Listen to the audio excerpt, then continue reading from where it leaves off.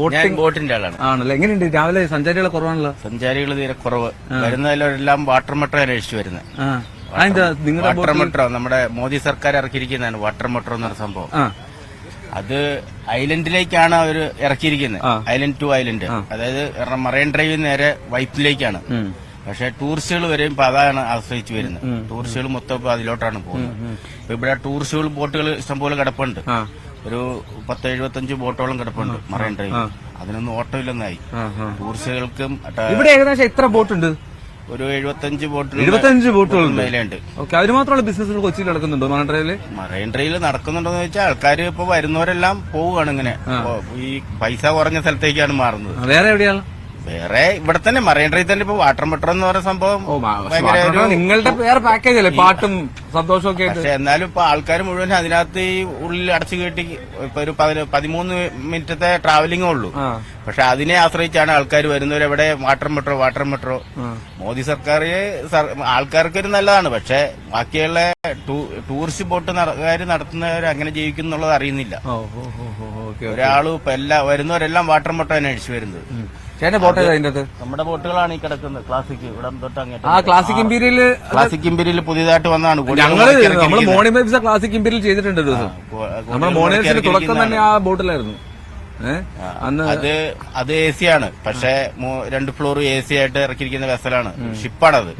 അതായത് കേരളത്തിൽ 2 ഷിപ്പ് എന്ന് പറയുന്നത്, ഒന്ന് ക്ലാസിക് ഇമ്പീരിയല്, ഒന്ന് നെഫർട്ടി ക്രൂസ്. ഇത് രണ്ടുമാണ് ഷിപ്പ് എന്ന് പറയുന്നത്. 100 അടിക്ക് മേലോട്ടാണ് ഷിപ്പ് എന്ന് പറയുന്നത്. പക്ഷെ ഇതിനൊന്നും ആരും അന്വേഷിച്ചു വരുന്നില്ല. നെഫർട്ടി ക്രൂസ് കുറച്ചുകൂടെ വർഷങ്ങൾ കൂടുകയുണ്ട്. കുറച്ച് ആൾക്കാർ കൂടുതൽ വരുന്നുണ്ട്. സംസ്ഥാന സർക്കാരിന്റെ അല്ലേ? സർക്കാരായാലും പ്രൈവറ്റ് ആയാലും യാത്രയൊക്കെ സെയിം തന്നെയാണല്ലോ. എങ്ങനെ നിങ്ങളുടെ റേറ്റ് എങ്ങനെ ഒരാൾക്കുള്ള? നമ്മൾക്ക് റേറ്റ് 3 മണിക്കൂറിന് 1600 രൂപ. എവിടെയൊക്കെ കൊണ്ടുപോകും? 4 മണിക്കൂർ ഉൾക്കടലിലേക്കുള്ള യാത്രയാണ്. സാധാരണ ബോട്ടുകളാണെങ്കിലും? സാധാരണ ബോട്ട് നമുക്ക് ഇവിടെ 100 തൊട്ടുള്ളുണ്ട്. 100, 150, 200 അങ്ങനെയാണ്. സമയത്തിനനുസരിച്ചാണ് ട്രിപ്പുകൾ കൊടുക്കുന്നത്. പിന്നെ ക്ലാസിക് പാരഡൈസ്, ഇതും കടലിൽ പോകുന്നുണ്ട്. 14 വർഷമായിട്ട് ഓടിക്കൊണ്ടിരിക്കുന്നതാണ് ക്ലാസിക് പാരഡൈസ്. അതിന് 600 രൂപ ടിക്കറ്റ്. പിന്നെ കുട്ടികളുടെ പാക്കേജ് ഉണ്ട്, കോളേജ് കുട്ടികളുടെ പാക്കേജ് ഉണ്ട്. അങ്ങനെ അങ്ങ് പോകുന്നു. പക്ഷെ ആൾക്കാർ മൊത്തം വരുന്നത് ഇപ്പം ടൂറിസ്റ്റുകളടക്കം വരുന്നത് മറ്റേ വാട്ടർ മെട്രോ.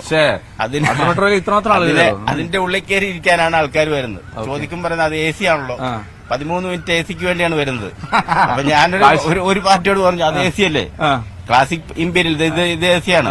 അത് ടിക്കറ്റ് 1600 ഉള്ളു, അല്ലെങ്കിൽ 4 മണിക്കൂർ 2000 രൂപ ഉള്ളൂ. അപ്പൊ തന്നെ തിരിഞ്ഞു പോകും. പൈസ എവിടെ കുറച്ച് കിട്ടുന്നത്. ചൂടൊക്കെ ആയിരിക്കും ആളുകൾ കുറയാൻ കാരണം. ചൂടുണ്ട്, അത് ആൾക്കാർ കുറവുണ്ട്. പിന്നെ മുസ്ലിങ്ങളുടെ നോമ്പ് സമയമാണ്. അപ്പൊ അതിനുള്ള ആള് വ്യത്യാസം വരും. പെരുന്നാൾ കഴിയാതെ ആൾക്കാരുണ്ടാവൂല. ഇപ്പോഴും ആൾക്കാർ വരുന്നത് മൊത്തം വാട്ടർ മെട്രോ എവിടെന്നുള്ള ചോദ്യത്തിലാണ്. പിന്നെ ഇതല്ല, എനിക്ക് കൂടുതലും പറയാനുള്ള ഒരു കാര്യമാണ് ഇത്. ഈ കാണുന്നത് ബാത്റൂം. ടൂറിസ്റ്റുകള് വരുന്ന ഇവിടെ എല്ലാ സംസ്ഥാനങ്ങളിൽ നിന്നും ടൂറിസ്റ്റുകൾ വരുന്നുണ്ട്. ഇവിടെ ജില്ലയിൽ നിന്നും ഇന്ത്യയിൽ നിന്നും പുറത്തുനിന്നും ഉള്ള ആൾക്കാർ വരുന്നുണ്ട്. ആണുങ്ങൾ എവിടെയെങ്കിലും പോയി സാധിച്ചിട്ട് പോകും. മൂത്രമൊഴിക്കാനും ഉള്ള കാര്യങ്ങൾ സ്ത്രീകൾക്കില്ല. അതപ്പാടെ ഒരു ബാത്റൂം അവിടെ ആ മൂലയ്ക്ക് ബസ് സ്റ്റാൻഡിന്റെ അടുത്ത് തന്നെ. അത് നല്ല ഗംഭീരമായിട്ട് പണിതിട്ടുണ്ട്. അതായത് ഞാനൊരു കാര്യം പറയുന്നു, നമുക്ക് അങ്ങോട്ട് നടന്നാലോ? നമുക്ക് എന്തായാലും റജി നല്ല ചേട്ടൻ ചേട്ടൻ പറഞ്ഞ എന്തായാലും നമുക്കൊന്ന് കണ്ടു നോക്കാം. ഇത് ഓപ്പൺ ആണോ അത് പൂട്ടിയിട്ടേക്കാണോ? ഇത് പൂട്ടിയിട്ടിരിക്കുകയാണ്. ഇതെന്താ ചില്ലുകൂട് ഇവിടെ ഇതിന് മേളിലൊരു റെസ്റ്റോറന്റ് എങ്ങനെയൊക്കെയാണ് പ്ലാൻ ഇട്ടിരിക്കുന്നവര് സർക്കാർ.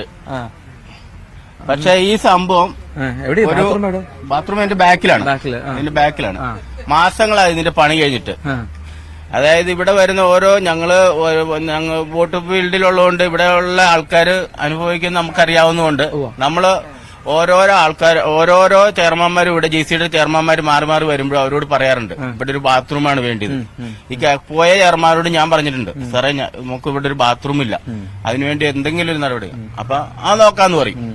അങ്ങനെ ഇവിടെ ഒരു ബാത്റൂം വന്നു. ഇത് പണി തുടങ്ങിയിട്ട് വലിയധികം താമസിക്കാതെ പണി തീർന്നു. കോടികൾ മുടക്കി ചെല്ലുന്നു. ഇത് കൂടാതെ അപ്പുറത്ത് ഉറങ്ങലുണ്ട്. എന്നിട്ട് ഇതിന് ഒരു പ്രയോജനം ഉണ്ടായിട്ടില്ല. അതാണ് അതിന്റെ സംഭവത്തിൽ വെള്ളം ഇല്ലാത്തതുകൊണ്ടല്ല, അവരിതുവരെ തുറന്ന് ഓപ്പൺ ആക്കി കൊടുത്തിട്ടില്ല. എന്താ അതിന്റെ ഉദ്ദേശം ഒന്നും മനസ്സിലാവുന്നില്ല. മാസങ്ങളായി, ഒരു 6 മാസം മേലെ ഇത് പണിതിട്ടിട്ട്. 6 മാസമായി. ആ, ഇവിടെ വരുന്ന ആൾക്കാർ ഇങ്ങനെ ബാത്റൂം എവിടെയെന്ന് ചോദിച്ചോ. കാര്യം മെട്രോ സിറ്റിയാണ് കൊച്ചി, പക്ഷെ ഇവിടെ ഒരു ബാത്റൂം ഇല്ല. മറൈൻഡറിൽ വരുന്നവർ ഒരു ഇതിപ്പോ തെരഞ്ഞെടുപ്പ് സമയമാണല്ലോ, തെരഞ്ഞെടുപ്പിന് സ്ഥാനാർത്ഥികൾ വോട്ട് ചോദിച്ചു വന്നപ്പോ നിങ്ങൾ ഇവിടെ വന്നില്ലേ? ഇവിടെ വന്നിട്ടില്ല, ഇതുവരെ വരും എന്ന് പ്രതീക്ഷിക്കുന്നു. അത് വോട്ട് ചോദിച്ചു വരും, അവരുടെ കാര്യം കഴിഞ്ഞാൽ അവരവരുടെ പാട് നോക്കി പോകും, അതേ ഉള്ളൂ. അല്ലാതെ വോട്ടിന് അവർക്ക് ജയിക്കണം എങ്ങനെയാലും. അല്ലാതെ ഇപ്പൊ കാണുന്നുണ്ടല്ലോ, ഒരു ഭരണം കാഴ്ചവെക്കുന്നുണ്ടല്ലോ നല്ല രീതിയിൽ. ശരി, താങ്ക് യു സോ മച്ച്. അപ്പൊ എന്താണല്ലേ